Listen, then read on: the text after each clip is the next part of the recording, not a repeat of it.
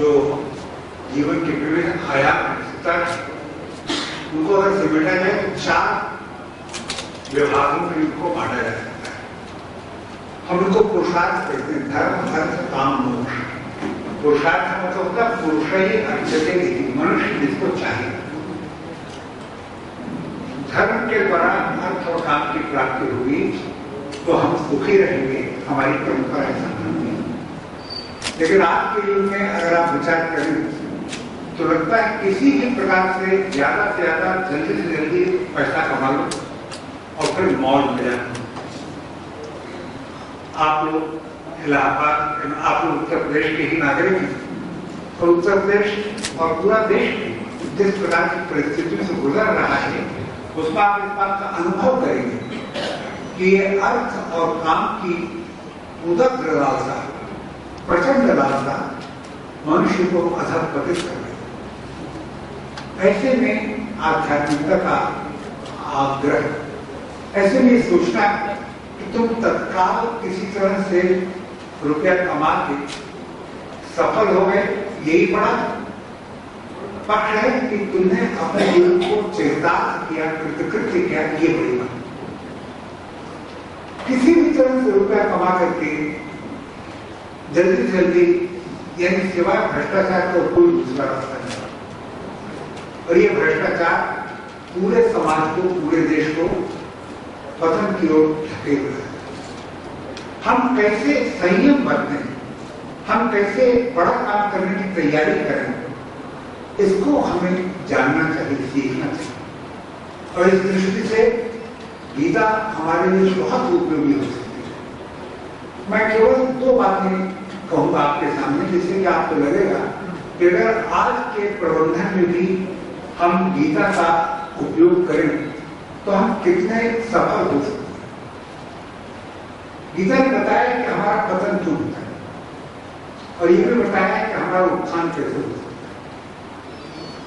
आप इस बात पर विचार कीजिए कि हम पतित क्यों हो जाते हैं, कैसे होते हैं। गीता कहती है ध्यायतो विषयान पुंसः संगस्तेषु प्रजायते, संगात् संजायते कामः, कामात् क्रोधो भजायते, क्रोधात् भवति सम्मोहः, सम्मोहात् स्मृतिविभ्रमः, स्मृतिभ्रंशात् बुद्धिनाशो, बुद्धिनाशात् प्रणश्यते।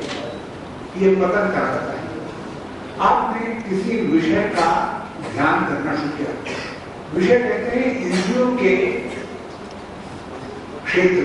आंख का विषय है रूप, कान का विषय है शब्द, नासिका का विषय है गंध, रसना का विषय है स्वाद, और त्वचा का विषय है स्पर्श। अभी शब्द, स्पर्श, रूप, रस, गंध का आपने ध्यान शुरू किया और उसमें आप आसक्त हो गए। ध्यायतो विषयान पुंसः संगस्तेषु प्रजायते, उसमें आपको आसक्ति का अनुभव हो, उससे आप चिपक गए। चिपक जाने में क्या होगा? संगात संजायते काम। जब आप उसे चिपकेंगे तो फिर आपके मन में इच्छा होगी कि हमको मिल जाए, ये हमको प्राप्त हो, कामना उत्पन्न। संगात संजायते काम, और कामना एक समय पूरी हो सकती है, बहुत समय अधूरी रहेगी। अगर कामना पूरी होती है तो लोभ बढ़ेगा, जीवन प्रति लाभ, लोभ आ जाएगा। और कामना अगर खंडित होती है तो क्रोध आता है। कामात् क्रोधो भजायते, कामना अपूर्ण होगी ही और उससे आपको क्रोध आएगा। क्रोधात् भवति सम्मोहः, जब आपको क्रोध आता है तो जो भी आप सोचेंगे, जो भी आप विचार करेंगे, जो निर्णय करेंगे वो उल्टा होगा। मोह वैचित्य, सम्यक रूप से मोह यानी आपका चिंतन, आपका व्यवहार उलट जाएगा, जैसा होना चाहिए वैसा नहीं।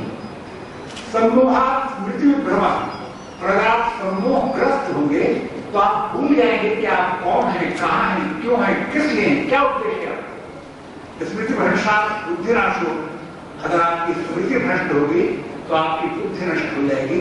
बुद्धिनाशात् प्रणश्यति, और अगर आपकी बुद्धि नष्ट हुई तो आपका विनाश होगा। ये जो पतन का रास्ता है, इस पतन के रास्ते से कैसे बचा जाए, इस बात को आपको ध्यान देना चाहिए। क्या वो प्राथमिक आवश्यकता है, वे कौन से प्राथमिक गुण होंगे जिन गुणों के कारण आप उत्थान की ओर जाएंगे। उसके गुण ही गुण देखेंगे, उसके दोष नहीं देखेंगे। और जिसके प्रति आपके मन में द्वेष आ गया उसके आपको दोष ही दोष दिखेंगे, गुण नहीं।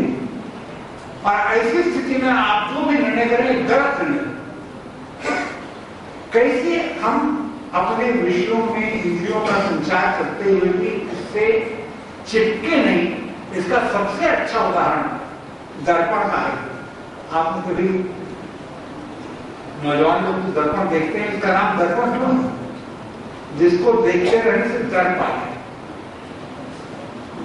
नौजवान लड़के हो या लड़कियां हो, जब शीशे के सामने खड़े होते हैं तो उनको लगता है कि उनके जैसा सुंदर कोई नहीं। और चूंकि ये लेकिन दर्पण की एक बड़ी विशेषता जो मैं आपका ध्यान आकृष्ट करूं, अच्छा दर्पण अगर है उसके सामने कोई बहुत ही सुंदर व्यक्ति, बहुत ही सुंदर पुरुष या बहुत सुंदर स्त्री है, दर्पण क्या करेगा? उसको ज्यों का ज्यों प्रतीत करेगा, न उसको बढ़ाएगा न घटाएगा। और वो व्यक्ति अगर चला गया तो दर्पण को चिपका रहेगा, कुछ चिपका साफ कुरूप से कुरूप व्यक्ति आ जाए तो भी दर्पण उसको ज्यों का त्यों प्रतिबिंबित करेगा। और वो चला जाए तो दर्पण को चिपक जाएगा, कुछ नहीं। ये बात गीता हमको सिखाती है। ये अनासक्ति होनी चाहिए, न चिपकने की वृत्ति होनी चाहिए।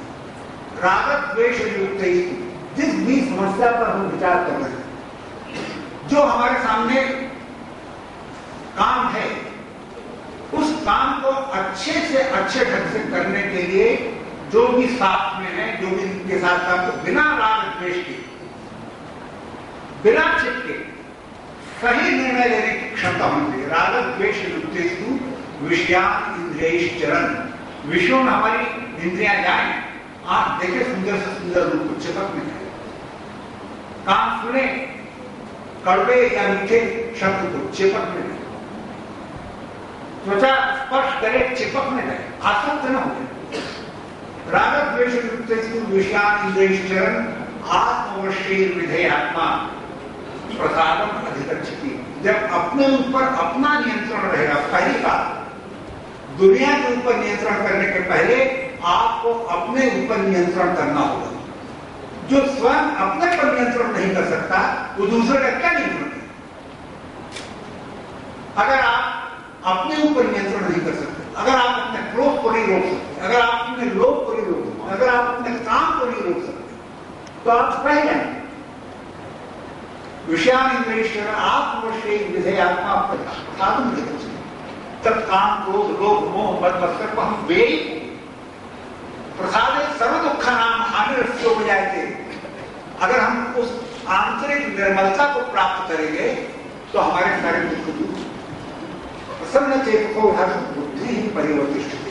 जब हमारा चित्त निर्मल होगा तो हमारी बुद्धि स्थिर, और आप स्थिर बुद्धि से, शुद्ध बुद्धि से जो है हमारे, आप इस बात पर ध्यान दीजिए कि परमात्मा अगर आपको प्रसन्न होता है तो आपको क्या देता है?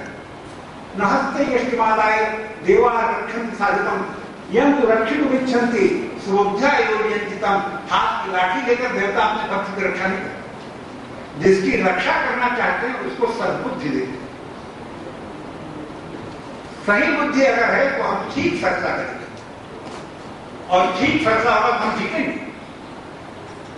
और अगर पर भगवान नाराज होते हैं तो आपकी बुद्धि काल दंड नहीं काम हमारा हरे धर्म बल बुद्धि विचारा। काल जो है हाथ लाठी लेकर किसी को नहीं मारता, जिसका पराभव करना चाहता है, जिसकी पराजय करना चाहता है, उसकी बुद्धि को, उसके विचार को हर देता है।